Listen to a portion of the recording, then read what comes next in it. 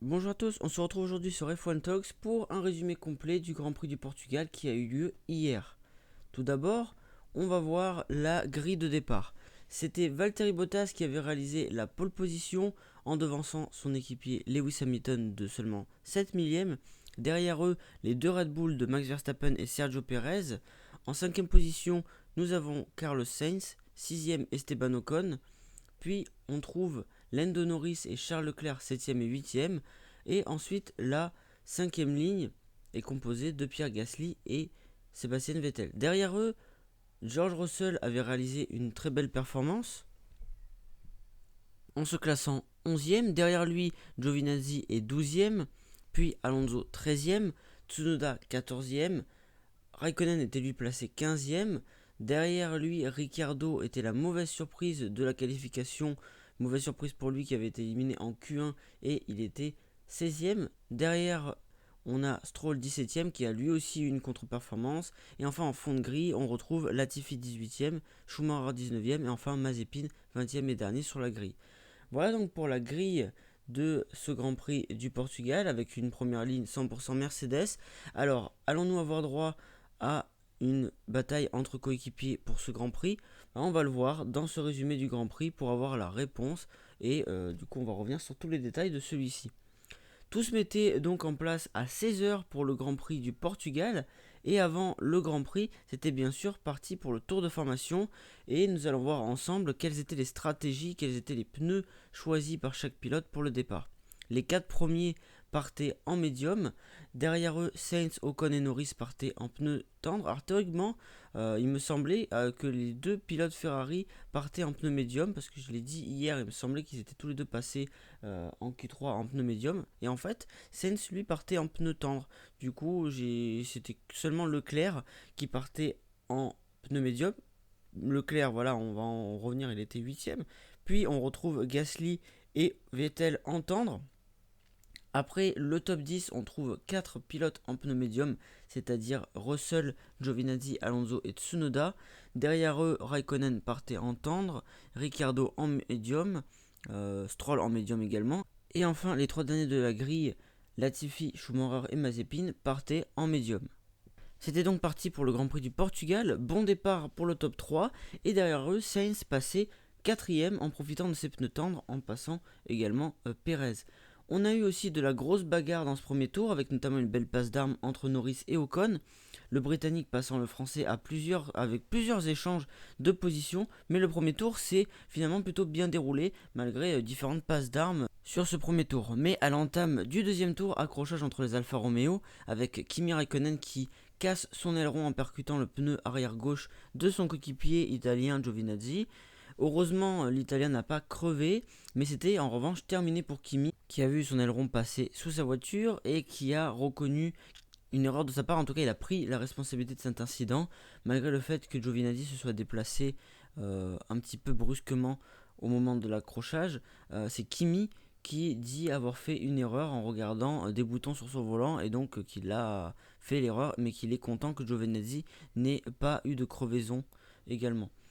Et donc d'entrée safety car suite à ce contact entre Raikkonen et Giovinazzi. On a ensuite eu plusieurs tours sous ce même safety car. Ça a un peu tardé à repartir, mais c'est au 7ème tour que le Grand Prix est reparti. Et Bottas ne voulait pas se faire avoir avec la longue ligne droite de départ arrivée, et il a attendu le dernier moment pour relancer la meute et a piégé Hamilton, son coéquipier, qui s'est fait passer à l'extérieur par Verstappen au premier virage. Derrière eux, c'était chaud également, avec Perez qui reprenait la 4ème place à Sainz, mais derrière eux, giga restart de Norris qui passe Sainz puis Perez pour prendre cette 4ème place. Grosse bagarre également entre Leclerc et Ocon qui se sont bien battus à ce moment-là. 4 tours plus tard, Hamilton ne laissait pas Verstappen rattraper son coéquipier et le repasse après une petite erreur du néerlandais au virage 14. Et une bataille à 3 pour la tête s'installait alors devant. Au tour 16, Perez passe enfin Norris pour passer P4. Mais entre-temps, il aura perdu pas mal de temps avec plus de 10 secondes perdues sur le top 10 pour être précis. Deux tours plus tard, on regarde la bagarre un peu plus loin avec Ricciardo qui passe Vettel pour rentrer déjà dans les points. Déjà 6 places de gagné pour l'Australien qui débute formidablement le Grand Prix. On revient en tête avec Hamilton qui tente une première attaque et prend la tête du Grand Prix par l'extérieur au virage 1 au 20e tour. C'était d'ailleurs une très belle manœuvre à sa première tentative, ce qui fait qu'il n'a pas abîmé ses gommes.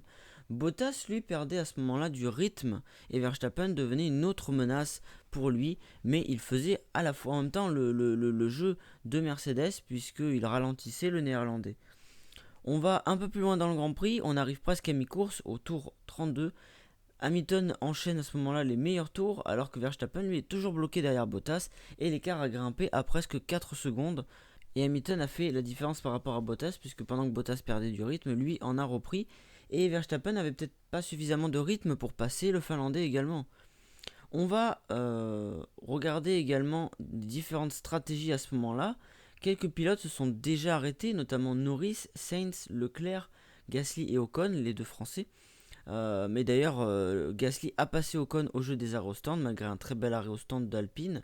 On a aussi eu Vettel et Giovinazzi qui s'étaient arrêtés, mais on a tout simplement les 7 pilotes de tête qui n'étaient pas encore arrêtés. Et dans la bataille pour les places d'honneur, ce sont en particulier Ricciardo, Alonso et Stroll qui ont prolongé leur relais. On parlait des Français avec Gasly qui avait passé Ocon au stand. Et bien le pilote Alpine endure sur un très bon rythme, repasse son compatriote au 35e tour. Son compatriote qui lui était en pneu médium. Au tour suivant, Verstappen est le premier des leaders au stand. Il tente l'undercut sur Bottas avec également une entrée extrêmement agressive avec un freinage au millimètre au stand. Bottas est forcé de passer au stand pour couvrir l'undercut au tour suivant. Il ressort devant Verstappen, mais le néerlandais a des pneus déjà en température et passe le finlandais suite à une petite erreur de celui-ci avec ses pneus froids. Hamilton étant lui aussi obligé de s'arrêter au stand, il y passe au 38e, laissant Sergio Pérez qui poursuit son relais sur la deuxième Red Bull en tête. Au 39e tour, on fait un tour du côté de Ferrari avec Leclerc qui était plus rapide en pneu dur que son coéquipier Sainz qui est lui en médium. Il a donc été demandé à l'Espagnol de laisser passer son coéquipier, ce qu'il fut à ce moment-là. Au 45e tour, beau dépassement d'Ocon qui continue d'avoir un superbe rythme et il a rattrapé Sainz qu'il a fini par bien dépasser par l'extérieur du premier virage et c'était un magnifique dépassement. Le Français avait pris un superbe rythme avec les pneus durs qui à la base devaient permettre d'aller au bout du Grand Prix mais au final ça s'est révélé le meilleur choix dans ce deuxième relais. En tout cas, les pilotes qui l'ont pris ont été très performants dans cette deuxième partie de course. De son côté, Sainz, lui, avec ses pneus médiums, était en difficulté. 2 tours plus tard, on revient à la tête de course avec Pérez qui va être grandement gêné par Nikita Mazepin qui a totalement oublié les drapeaux bleus. Et le Mexicain évite de très peu l'accrochage, mais il aura perdu aussi du temps. Au 49e tour, on va voir de nouveau la bataille pour les points avec Alonso qui passe Gasly pour entrer dans les points.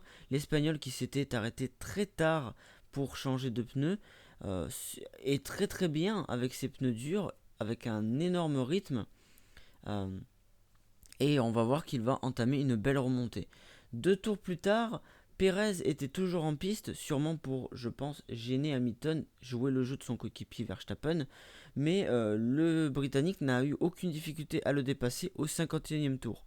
Le Mexicain que l'on arrêtera un tour plus tard, il avait un bon rythme, un très bon rythme, quelques tours auparavant, mais on l'a laissé trop de temps en piste, alors qu'avec une stratégie différente, il aurait peut-être pu faire un peu mieux. Mais c'est dommage parce qu'à un moment donné, on l'a laissé trop longtemps en piste et son rythme s'est logiquement effondré. Et ensuite, on peut dire que cette stratégie, c'était vraiment, comme j'ai dit, pour essayer d'avantager Verstappen, mais ça n'a pas marché. De toute façon, bon, le podium était quand même un petit peu trop loin, vu qu'il avait perdu un peu trop de temps en début de course. Donc, mais bon, il valait mieux quand même tenter quelque chose du côté de Red Bull quand même. Et félicitations à Perez qui a tenu 52 tours avec ses pneus médiums. Et là, on a donc changé de stratégie pour le Mexicain, puisqu'il repartait certes loin, mais avec des pneus tendres. Pour jouer quelque chose d'intéressant, c'est le point du meilleur tour à prendre pour le championnat à Hamilton. Alors, revenons à la bataille pour les points. On parlait de gros rythme pour Alonso, et effectivement, il va même chercher Ricciardo au 52e tour pour passer 9e. Donc, très gros rythme du pilote espagnol. Dans ce même tour, on apprenait aussi la pénalité de 5 secondes pour Mazepin qui avait gêné Pérez et qui n'avait pas du tout respecté les drapeaux bleus. Donc pénalité méritée. Au 56e tour, Pérez réalisait son objectif puisqu'il réalise le meilleur tour en 1:20.643. En tête, Hamilton stabilisait lui son avance avec 5 secondes d'avance sur Verstappen, tandis que le néerlandais avait fait l'écart sur Bottas avec 5 secondes également. Le finlandais s'est d'ailleurs à ce moment-là plein de soucis de puissance moteur, donc on ne savait pas trop si c'était pas un problème technique, même si au final pour la fin de la course il n'a pas eu plus de problèmes que ça. On revient de nouveau à la bataille pour les points où ça s'anime. Alonso anime le Grand Prix, puisqu'à ce moment-là, à cette fin de Grand Prix, il roulait sur le même rythme que les leaders et rattrapait Sainz en difficulté jusqu'à le dépasser pour atteindre la 8ème place. Les Alpines étaient donc 7ème et 8ème et c'était un superbe Grand Prix pour l'écurie française. Au 73e tour, on passe en fond de peloton où on retrouvait une bataille depuis quelques tours entre Latifi et Schumacher et l'Allemand a fini par prendre l'avantage menant sa Haas devant une Williams, pas mal pour l'Allemand. On revenait en tête au 64e tour avec Bottas que l'on a fait rentrer car il avait assez d'avance sur Pérez pour tenter le meilleur tour et le reprendre à Red Bull. Mais Verstappen a voulu tenter également au tour suivant avec un arrêt supersonique en moins de 2 secondes. Donc petite bataille de fin de Grand Prix pour ce meilleur tour en course, mais point important pour le championnat. Et plus loin, on remarquait que Ricciardo avait passé Sainz pour la 9ème place, et Espagnol s'effondrait totalement en fin de course, puisqu'il s'est fait dépasser également par Gasly dans le dernier tour, le Français qui est allé arracher un point dans une course difficile pour lui, et qui a sorti par la même occasion la 2ème Ferrari de la 7 zone. Très dur fin de course pour Sainz avec ses pneus médiums. Et donc on revient dans ce dernier tour. À l'issue du dernier tour, c'est Lewis Hamilton qui remporte ce Grand Prix du Portugal devant Max Verstappen et Valtteri Bottas. Et dans les 2 derniers tours, il y a eu une belle bataille pour ce meilleur tour en course avec Bottas qui l'a réalisé dans l'avant-dernier tour en 1:19.865. Mais dans le dernier tour, il a été battu par Verstappen de peu. En 1:19.849 seulement, il est allé au large dans le dernier virage, trop large puisque son chrono est annulé et c'est donc Bottas qui récupère un petit point de plus du meilleur tour pour Mercedes, peut-être précieux en fin de saison. Alors revenons aussi au vainqueur. Lewis Hamilton remporte ce Grand Prix, c'est sa 97e victoire en F1 et il mène désormais son duel 2-1 face à Verstappen. Pour le podium, vous le voyez ici, Hamilton, Verstappen, Bottas. Ça devient un classique puisque ça fait tout simplement maintenant 15 podiums partagés par ce trio. C'est tout simplement un record en Formule 1. Voyons maintenant ensemble le top 10 de ce Grand Prix et les résultats complets également. Tout d'abord, bien sûr, Hamilton l'a emporté devant Verstappen et Bottas, comme on l'a dit. Derrière eux, on retrouve Pérez 4ème, puis Norris 5ème, ensuite Leclerc 6ème. Les 2 Alpines d'Ocon et Alonso 7ème et 8ème. Et enfin Ricciardo 9ème et Gasly 10ème complètent le top 10 et la zone des points. Derrière eux, dans le reste du classement, on retrouve Sainz 11ème à la porte des points qui a connu une fin de course difficile. Giovinazzi 12ème qui est le premier à un tour des leaders. Vettel est lui 13ème et Stroll 14ème. Dure course pour Aston Martin. Ensuite on trouve Tsunoda 15ème, Russell 16ème. Schumacher 17ème, Latifi 18ème, Mazepin 19ème qui était extrêmement loin de son coéquipier à presque un tour et totalement largué tout le week-end. Et enfin on retrouve Raikkonen qui est le seul abandon de la course après son contact avec Giovinazzi. Maintenant on va voir un petit bilan global de ce Grand Prix du Portugal. À l'issue de ce Grand Prix, comme on l'a dit, c'est Lewis Hamilton qui l'a emporté à l'issue d'une course dans laquelle il n'était pas dans les meilleures dispositions pour l'emporter. Pour en revenir à la bataille pour la victoire, celle-ci s'est faite entre les 2 Mercedes de Bottas et Hamilton et la Red Bull de Verstappen. Bottas était parti en pole et il a piégé son équipier au restart en début de course, ce qui a profité à Verstappen passer deuxième. Mais Hamilton a profité 4 tours plus tard d'une erreur du néerlandais pour le repasser. Les 3 pilotes se sont ensuite observés dans les 15 premiers tours. Puis c'est Bottas en tête qui a rencontré des soucis de grippe et Hamilton le collait de près et il ne lui a pas fallu 50 occasions pour dépasser. Première occasion, une attaque au 20e tour pour passer en tête avec d'ailleurs un superbe dépassement par l'extérieur au premier virage sur son équipier. Le Britannique a ensuite profité de cela pour s'échapper un peu en prenant jusqu'à 4 secondes d'avance au 34e tour pendant que Verstappen était bloqué derrière Bottas, qui jouait le jeu de son équipier. Le Néerlandais a donc tenté l'undercut en s'arrêtant le premier. Ça n'avait pas l'air d'avoir fonctionné lorsque le Finlandais s'est arrêté au tour suivant, mais le pilote Red Bull a profité d'une erreur de Bottas avec ses pneus froids pour le passer. À ce moment-là, on se demandait si Verstappen pouvait revenir sur Hamilton en se débarrassant de Bottas, mais malheureusement ce ne fut pas le cas, avec une fin de course tout en contrôle du Britannique qui a gardé son avantage jusqu'à la fameuse bataille des meilleurs tours entre Verstappen et Bottas derrière lui. Alors nous n'avons pas eu une bataille totale entre Mercedes et Red Bull, il n'y avait pas deux Mercedes contre deux Red Bull, en effet car la deuxième Red Bull de Perez a été surpris au départ par Sainz puis au restart après avoir repris son bien par le giga restart de Norris. Au final, il aura perdu 10 secondes précieuses en début de course pour se battre pour la victoire. Cependant, sa stratégie n'était pas si mal, elle était audacieuse puisqu'il a tenté de prolonger son relais, ce qui était le bon coup à faire, sauf qu'il a trop prolongé son relais, enfin on lui a demandé de trop rester en piste. Ça y a valu cependant de mener quand même de nombreux tours, mais je pense que Red Bull, comme on a dit, l'a laissé trop longtemps en piste puisqu'il a gardé ses médiums jusqu'au 52e tour pour passer des pneus tendres. Mais au vu de son rythme, il avait un très bon rythme jusqu'au 45e tour. Il stabilisait même l'écart en tête et il aurait fallu l'arrêter à ce moment-là pour pourquoi pas faire un peu mieux. Et je pense pas le problème c'est qu'il aurait pas pu quand même jouer le podium, je pense. Donc quoi qu'il arrive, il fallait tenter ça pour faire le jeu de son équipier également. En plus, il a été à un moment donné au 47e tour grandement gêné par Mazepin et était à deux doigts d'un accrochage. Donc voilà, il a mené quelques tours, il a réalisé une stratégie intéressante. Selon les conditions de course, il aurait pu être très bien placé justement avec ça. Euh, S'il y aurait eu un safety car ou quelque chose comme ça, au final il n'y a pas eu de safety car, donc ça ne l'a pas avantagé. Comme j'ai dit, cette stratégie c'était avant tout pour essayer d'avantager Verstappen dans la course à la victoire, en imaginant qu'Hamilton perdrait un peu de temps à doubler le Mexicain, mais le Britannique l'a rattrapé et doublé dans la ligne droite, donc finalement c'était vraiment pas de bol et ça n'a vraiment servi à rien. Du coup, sa stratégie a été de mettre les pneus tendres pour aller chercher le meilleur tour et prendre le point qui va avec Hamilton et Mercedes. Alors bon, au final ça n'a pas marché non plus, puisque Bottas a pu s'offrir un arrêt gratuit également et reprendre ce point. Verstappen avait tenté ça aussi, mais son tour a été annulé dans le dernier tour.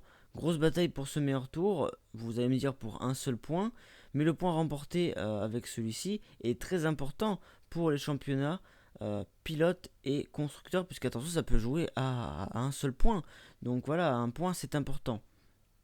Mais alors quand même Perez n'a pas démérité et comme il a fait un très très bon relais, une très bonne course finalement, c'est quand même voilà, il a quand même réussi à bien s'en sortir. Il aurait pu rester coincé derrière Norris tout le Grand Prix et au final il a réussi à bien s'en sortir et ça lui a valu le prix de pilote du jour. Donc pour résumer cette bataille Mercedes-Red Bull, on a eu de l'action, on va dire, sur une première partie de la course. Puis au fur et à mesure, c'est plus devenu une bataille tactique que Mercedes a remportée. Et à l'issue de cette troisième manche, ça fait 2-1 pour Mercedes face à Red Bull et pour Hamilton face à Verstappen. Voyons derrière un peu la bataille du midfield. On a eu de nouveau une bataille entre McLaren et Ferrari. Le meilleur derrière les Mercedes et Red Bull, c'est clairement Norris depuis le début de saison, qui est l'homme fort derrière les cadors. Il est 5ème aujourd'hui, c'est son 3ème top 5 consécutif, donc 3 top 5 en 3 Grands Prix, et il est 3ème au championnat. Il a réalisé une nouvelle fois une super course, dans laquelle il a même joué les troubles faits en début de course en passant Pérez par exemple, et ensuite quand le Mexicain est repassé, il est resté solide toute la course pour garder assez tranquillement sa place. Du côté de son coéquipier Ricardo, il s'est bien rattrapé de sa qualif catastrophique en remontant de la 16e à la 9e place. Il a donc bien limité la casse avec cette très belle remontée. Chez Ferrari, Leclerc a été bien plus fort en course qu'en qualif en finissant 6ème. Il a notamment opté pour une meilleure stratégie que son coéquipier lors du deuxième relais. Leclerc était en dur pendant que Sainz avait choisi les médiums et Sainz est obligé de laisser passer Leclerc qui était clairement sur un bien meilleur rythme. Le Monégasque a gagné donc du rythme dans cette deuxième partie de course pendant que l'Espagnol s'est complètement effondré en fin de course, terminant 11e et hors des points. Vraiment très dommage après sa magnifique 5e place en qualif et son bon début de course également. Derrière Leclerc, la superbe surprise, c'est la belle confirmation des Alpines avec Ocon 7e et Alonso 8e, l'écurie française qui a brillé et animé la course hier. Tout d'abord, on parle de Ocon.